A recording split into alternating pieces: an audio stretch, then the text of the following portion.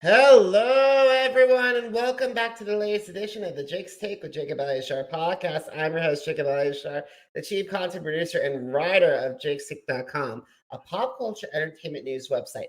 If you're watching us on our YouTube channel, please give me a thumbs up and please subscribe to my channel. Now, if you're listening to this on any of our audio platforms, please give us a 5-star rating and please download. I really appreciate it. Today is a very day of first on the Jake's Take with Jacob Elyachar podcast because I have a band, and I rarely have a band. It's been a while since I've had a band, but this band is special. As of this recording, they have over 10,000 Instagram followers. Their music has been featured on BBC, CNN, and the Seattle Times, and they are the hosts of Fremont Fridays. So please help me welcome the Marshall Law Band. What's happening? What's up? Gentlemen, thank you so much for coming out to the podcast today. I really appreciate it. For starters, can you introduce yourselves individually to my audience? What's going on, y'all? I'm Matt, the hospitality. I play the drums. What's poppin', y'all? My name is Marshall Hugh. I'm the singer in the band. What's up, everybody? I'm Mercy Lewis. I play the keys. I'm Metal Marty, saxophone player. Awesome, guys. Thank you guys so much. So listen, could you share the Marshall Law Band's origin story to my audience? Gladly. I'll let y'all know the inside scoop. So the band started about 5-6 years ago, but it started a little bit before that when I came home from school a little abruptly. And my parents said, okay, if you're going to do music, you can do music, but you can't live here and do it. So I had to find a apartment quickly. And so I moved into one of those apartments that have like different pods and a shared living space. And, I had a wide variety and diverse roommates. And I had one guy who was in there with long blonde hair, looked like a Viking. We just hung out for a bit. And when I moved out, that man hit me and said, hey, you should come and jam with my band. And that man was Marty. And ever since we kind of hit it off and eventually added the hospitality here and the band formed. So it was really just pure luck and an example of just following your heart, following your passions. And sometimes you don't know when the doors will open, but they might open and it's your roommate. Which is amazing because I only had roommates in college, and I've been very grateful to live on my own. Mine's a few stops at mom and dad's house, but I've been living on my own for a while. But it's amazing that your roommates can become bandmates. Yeah, it's wild. And like now a lot of us share Matt's house. So it's pretty cool. Now bandmates have become roommates. Yeah. Absolutely. So I bet it can become competitive for saying, okay, I'm not watching television this hour. I'm like, excuse me, I gotta watch television. Alrighty, so guys, who are the artists and groups that influence the Marshall Law Band sound? Yeah, I think we're really blessed to have so many classically trained artists in our band that everybody listens to such a wide variety of music. I think it adds to like our salsa and spice. Salsa and spice. I love that combination. Salsa and spice. Alrighty, so guys, what have been some of the challenges that you have faced breaking into the music industry or staying active with the recording industry, and how have you overcome those obstacles? Yeah, I think, number one, the big thing that all artists are going to say is COVID really threw a monkey wrench in the industry, and we were all slated to go on our first national tour, hit South by Southwest, get to jam in the van, and I think that was March 13th was our of 2020 was when we were set to set sail, and that kind of put a big halt on everything, and we had to adjust. I think also for us, we're all the way in the furthest corner from everybody else that we can be, and not in one of those major music markets like LA, New York, or Nashville. So, you have to really fight hard to get national relevancy, international relevancy. And, those have been the challenges that we've had to face. And, we've overcome some hurdles and still looking to jump others. And you guys have done a good job so far. And by the way, before we just started our conversation recording, I watched your tiny desk submission for 2023 that you guys did in March. You guys sound fabulous. Hey, Right thank on. you. If you have any connects at NPR, tell them, you know what I mean? Next year, they need to make sure they select us. I will. I wish that this podcast was sponsored by NPR, but I wish I had that power. But maybe in the future. So, can you describe the song that you guys performed, and why did you select that to be on your Tiny Desk submission? Yeah, we went with Can't Cheat the Heems, which has kind of been a slogan we've been living by lately. Start off, Heems is not really a real word. It just kind of means everything. That's debatable. Heems is just kind of a placeholder for another word. In this particular, can't cheat the Heems. It's referring to like can't cheat the work, can't cheat working hard, can't cheat putting the effort in to get the results. You got to go through the process to get the results you want. And so we figured that's having gone through COVID and having to not cheat the Heems in order to stay afloat as a band. Can't Cheat the Heems just seemed like a great option to drive us forward. Awesome, and I gotta say I am definitely impressed with your tenacity and your incredible willingness to persevere, especially in the face of COVID. I was originally in COVID when it happened in New York City. So I was there from shutdown to phase 4, and then the pandemic brought me home in May 2021. So it's definitely amazing that you're able to persevere and be able to rectify that situation. Yeah, where's home for you? Currently, we are talking in my hometown of Overland Park, Kansas, a suburb of the Kansas City metropolitan area. So, which is basically Kansas City, Kansas, and Kansas City, Missouri merged together. Ah, right on. Heard y'all got some good barbecue down there. Absolutely. I highly recommend Q39, Joe's, and also my favorite, Jack Stack. We need you to send us some links to those. We, music and food are about on an even footing for the boys over here. Absolutely. So let's get back to the music. So let's talk about. So I looked at some of your songs on Spotify, and I would love to learn the stories behind them. Yeah, let us know. Alrighty, so let's start with Get Better. As of this recording, it has over 9,700 Spotify streams. Yeah, that track right there is really just a moniker for anybody, each and everybody's life, and probably means something different to each and every person. For us, we were riding on what we call the SS Jelly Bean. So during COVID, music wasn't allowed in a public format or in the typical venues. So what we did to promote our album 12th and Pine is we built a parade float. And with that parade float, we would drive all throughout town and play music for the people. And Get Better started off as just a jam that grew to lyrics of us kind of having our hands cold, playing our different instruments. And we were thinking, if we could just get this music to the people, that it's going to get better. And that just grew to an anthem that anybody can relate to going through difficult and trying times, that if you stick to your passions, if you stick to, the adages that you've learned throughout growing up and acquired throughout your life, that it's going to get better.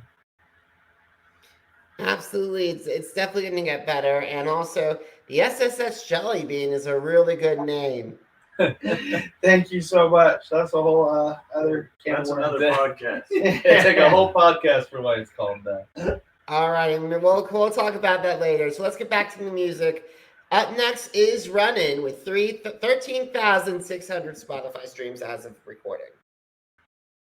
Yeah, that's actually one of our first tracks we put out, and it's been the martial law anthem because we've always wanted our world to change. We've always believed that music could change the world. It is the oldest, most widely spoken language on the planet. And so tapping into that and letting people know that we're getting started and not about to stop anytime soon.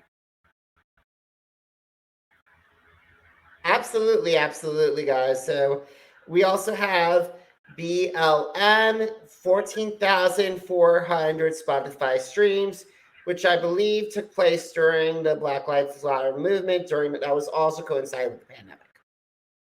Yep, that one also kind of started off. You're seeing kind of a common theme with a lot of our tracks. Like that one started off as a jam as well. During the protests, we went out to a few of them, and we were trying to find our place within those protests. You know, especially being such a diverse group. You know, not everybody feels comfortable on a bullhorn, but we all feel comfortable bringing music to the people and using that music as a place to recharge. So we set up right there on the street on the corner, went and rented a stage and bought a generator with their last few band funds after COVID, and started just seeing the protesters going by chanting Black Lives Matter.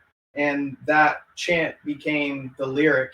And then the verses that you hear on those, you know, they speak very specifically to what was occurring here in Seattle. You know, there was a time where the protesters actually were let in by one of the city council members into the city hall and occupied city hall. So that was kind of one of those lyrics is "Don't stall or occupy city hall," and it's a lyric that came true. That's incredible to have a song that was in the middle of a major current event. Yeah, it's kind of one of those things you look back on, you kind of throw water on your face, like, whoa, did that really happen? But we got a whole album to reflect back, and yes, in fact, it did. Awesome. So now let's talk about Head Nod. As of this recording, probably your most streamed song on Spotify with 21,500 streams so far. Yeah, probably the oldest, maybe that or Runnin', one that we've had for a while. I mean, that's from back when we first got together. We were actually backing Marshall as a solo artist at that point after they'd reconnected from college days. And that's one that we still play almost every show to this day. I mean, I think that, it goes to show that sometimes your earliest work really is able to stand the test of time, hopefully, against the stuff that you're still creating. Wonderful, wonderful, wonderful. So you guys are also curators of the Fremont Friday Seattle. And how did you guys get involved with that program?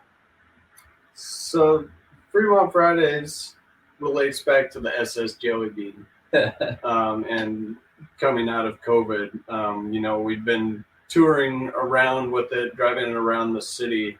And it was, it'd been over a year of no live music in venues, and people were missing it in a major way. And we'd been showing a lot of love for what we were doing with the SS Jelly Bean. So we decided we were going to pull it up in a stationary spot and be able to, Fremont is kind of our home neighborhood. That's an area that's helped us come up as a band and given us a lot of love over the years. And actually the Arts Council there sold us the Jelly Bean that we wrote on for $1, which was pretty generous. Shout out Fremont Art Council. We love y'all. Thank you.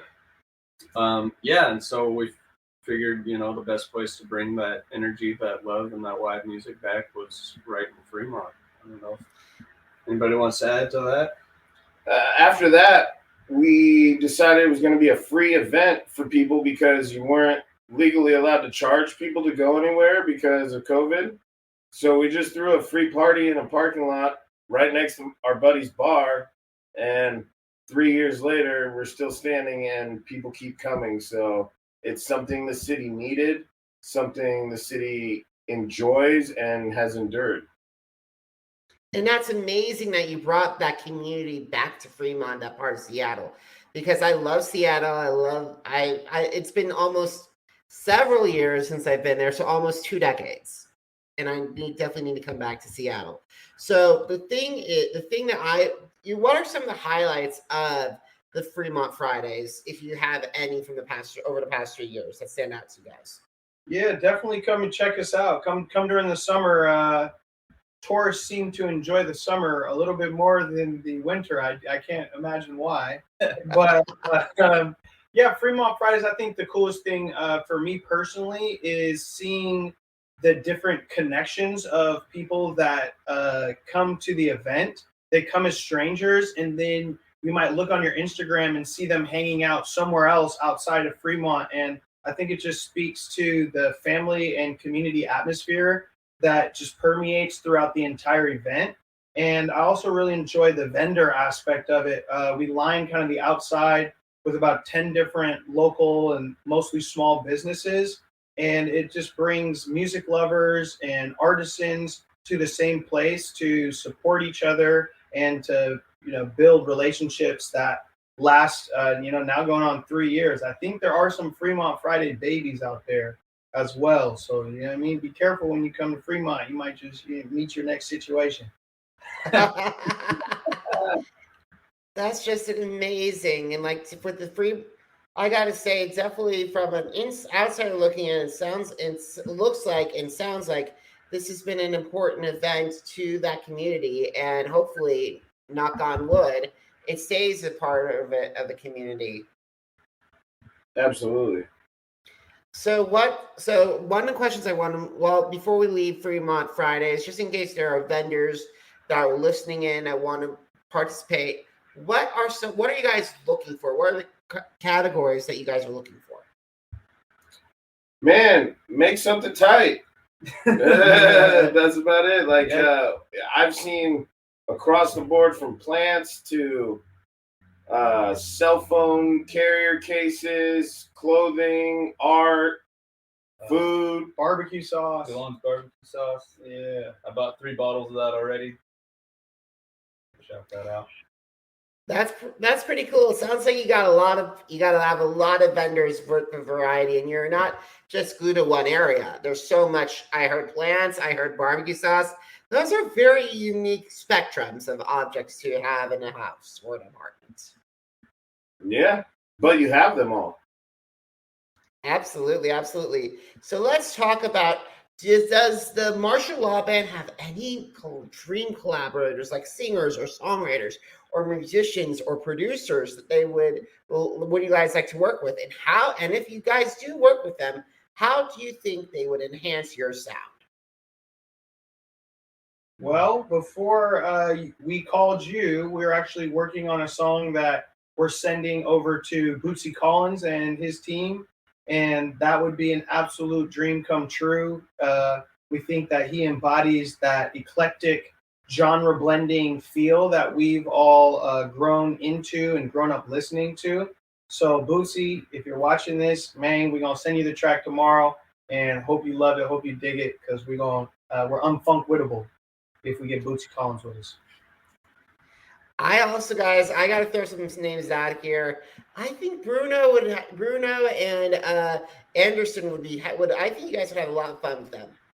I mean, yeah, obviously. Those guys, Let's go. I'd love to jam with Santana too, you know what I'm saying? Yeah. And then not to mention, I got to throw in The Weeknd as well. Sheesh. Yeah, those are people that pretty much sound good on chalkboard noises. So I think that we would love to collaborate with them. And I think here in the city, it'd be amazing to collaborate with Eva Walker, somebody that we really look up to, who's in a great band out here called the Black Tones and a host of the great radio station KXP. And I think there's another artist out here named AJ Suede, who's originally from New York, but is located here in Seattle. And we've been in some talks trying to figure something out with him as well. Very unique sound, very deep lyrics, and a very committed cult following, much to like what we aspire to build. Yeah, and I have 2 more suggestions for you. You want to hear them? Of course. Yeah. Post Malone. All right. All right. There you go. Yeah. Another one. We'll get them on guitar too. We bring some rock to it. So And then speaking of rock, Kendrick. I would love to hear Kendrick rap on your out song. I mean, yeah, me too. Yeah, that would be. Let us know if you can find him in the Alps somewhere. Marshall Alban would love to collaborate with King K. Dot. Absolutely, absolutely. So let's start winding down this conversation. Let's talk about if some of most of my audience work in the music industry and are passionate about music, and maybe some of them are in bands or want to start bands or in a band that wants to take their game to the next level. So if you had a chance to meet with an aspiring band that wants to take it to the next level, what advice would you share with them? Get your money up. Be consistent. I mean, trying to bite off huge chunks and then fall back down and try to do this is a really difficult recipe for success. I mean, it's like a lot of things. If you want to be successful with them, like make incremental steps and try not to fall backwards. When you do, get back on that horse as quickly as you can. And again, like, consistency really is key with your social media, with your building your local presence, all of that. I mean, I can't say it enough. It's extremely important. Hydrate. Yeah. That part. Absolutely, especially with the crazy summer weather that we've been having across the country. Yeah, it's even hot here in Seattle. So, make sure you're drinking a bunch of water. And if I would say something, I would say, really work to build a bond that's also past music. Go and live life and experience things either together or individually. Because that's when I feel a lot of the song inspirations and stuff come from, and the great songs that strike me the most from other artists are from lived experience, and then talking to universal themes that anybody can find some nuggets from. Absolutely, absolutely. So final question, are you ready? Born ready, boss. Shoot. All right, so where can my audience find your music? And if you're on social media, where can they connect with you? You can find us on all platforms, everywhere. Marshall Law Band. Go to the Spotify. Yeah. Marshall Law Band on Spotify. And it's Instagram. It's just at Marshall Law Band, right? Yep. Marshall Law Band, everything. Yes, sir. Make sure you get 3 L's in there. Yeah. Don't forget the third L. SHALLLAW. I've done it myself, and I'm in there. So. Awesome. So, guys, if you missed an episode of the Jake's Take with Jacob Elyachar podcast, where have you been? Make sure after you're done with this episode, head over to Apple Podcasts, Deezer, Google Podcasts, iHeartRadio, Podcast Addict, Spotify, and Spreaker to check out more episodes of the Jake's Take with Jacob Elyachar podcast. Once again, Jake's Take with Jacob Elyachar, JACOBELYACHAR. Now, are you on social media? Because I'm on social media too. Facebook, Instagram, now Threads, Twitter, and YouTube. All Jacob Elyachar, JACOBELYACHAR. And gentlemen, this August marks jakestakes.com's 12th anniversary. So for all the more music interviews, more music reviews, interviews, if you miss America's Got Talent and you miss an episode, head over to jakes.shake.com to find out.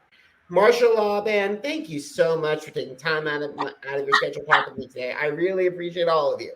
Thanks, Jake. Congrats on 12, man. That's awesome. Thank you so much. And guys, thank you so much for watching. Thank you so much for listening. Have a great one, everybody. Goodbye.